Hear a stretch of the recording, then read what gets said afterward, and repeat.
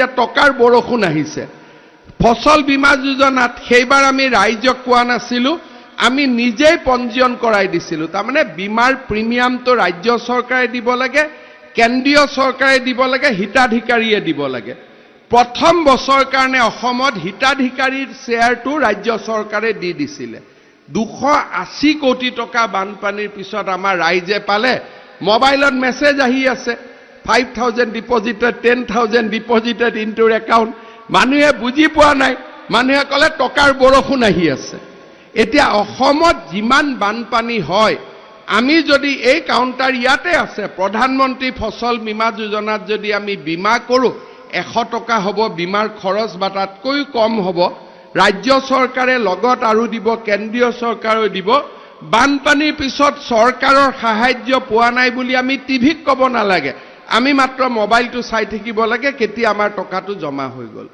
মোদী ডাঙৰীয়াই এখন নতুন ভাৰত সৃষ্টি কৰিব খুজিছে যত এক্সিডেন্ট হল এমএলএ মন্ত্ৰীৰ ওচৰত যাব নালাগে ইন্সুৰেন্সৰ পৰা টকা পাব ঘৰত মানুহৰ মৃত্যু হল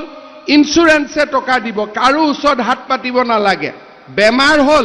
এমএলএ মন্ত্ৰী তাত যাব নালাগে কাৰ্ডখন লৈ হস্পিটাল গলে 5 লাখ টকাৰ ট্ৰিটমেন্ট কৃষক হয় হাৰ কিনিব পয়সা নাই 2000 টকা কৰি আমাৰ বেংক একাউণ্টত আহি থাকিলে আৰু তাৰ লগত ৰাজ্য চৰকাৰৰ আন আঁচনি বিলাক আছে কালি আমাৰ কেবিনেটত আমি সিদ্ধান্ত লৈছো যে বিভিন্ন চৰকাৰী নিয়মৰ কাৰণে যিসকলে প্ৰধানমন্ত্ৰী আৱাস যোজনা নাপাব তেওঁলোকক আমি মুখ্যমন্ত্ৰী আৱাস যোজনা দিম তাৰমানে প্ৰত্যেক সমষ্টিতে এতিয়া প্ৰধানমন্ত্ৰীৰ ঘৰৰ লগে লগে মুখ্যমন্ত্ৰীৰ ঘৰো আমি দিয়া আৰম্ভ কৰিম তাৰমানে আমাৰ সমস্যা বহুত কমিব কিন্তু সচেতনতা আৰু সজাগতা নাথাকিলে আমি চৰকাৰী আঁচনিৰ পৰা বঞ্চিত হওঁ আৰু মনত আমাৰ খং উঠি থাকে একো নিদিলে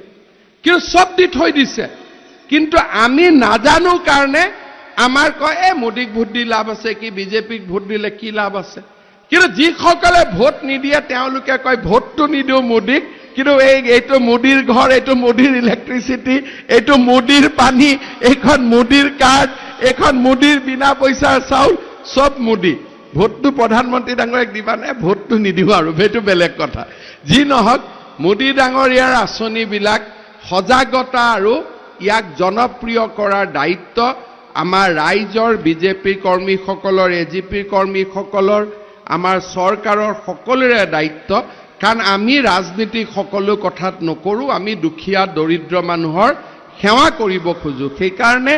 আমিও নুখুদো যে তুমি কাক ভোট দিছা জুনে ফৰ্ম ফিল আপ কৰিছে হিয়ে পাই যাব জুনে 12 টকা দিয়ে এক্সিডেন্ট হলে হিয়ে 2 লাখ টকা পাব কাক ভোট দিছাটো আমি নুখুদোৱে এই কাৰণে প্ৰধানমন্ত্ৰী মোদী ডাঙৰীয়া আজি বিশ্বৰ সৰ্বশ্ৰেষ্ঠ নেতা বুলি আমি জানো কাৰণ তেওঁ সবকা সাথ সবকা বিকাশ এই নীতিৰে আগুৱাই গৈছে